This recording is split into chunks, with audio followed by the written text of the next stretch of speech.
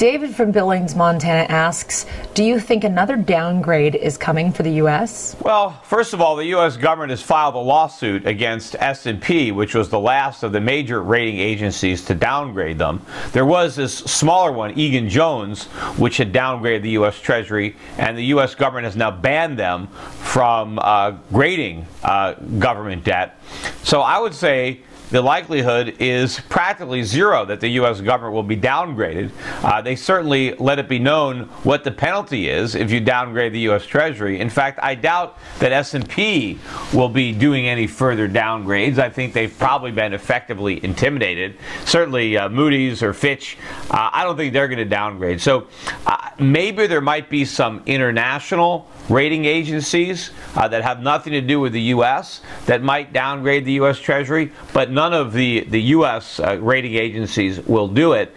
But that doesn't mean anything in the scheme of things. Anybody who believes these ratings probably deserves to lose their money by buying these bonds.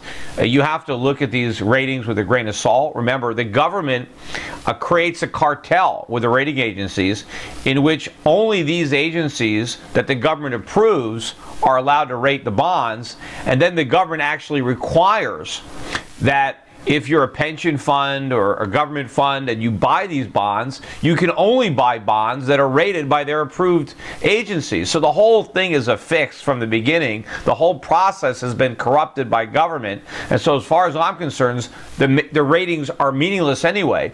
And U.S. government debt is in effect junk. And I think if you buy it, you will lose. You will either lose because the government defaults, or you will lose because you get repaid in money of diminished value. So either way, I don't think that you want to buy the bonds. It doesn't matter what S&P or Moody's says. And if they do ever get around to downgrading, believe me, by the time they do, it'll be too late to sell. You would have probably already lost most of your purchasing power.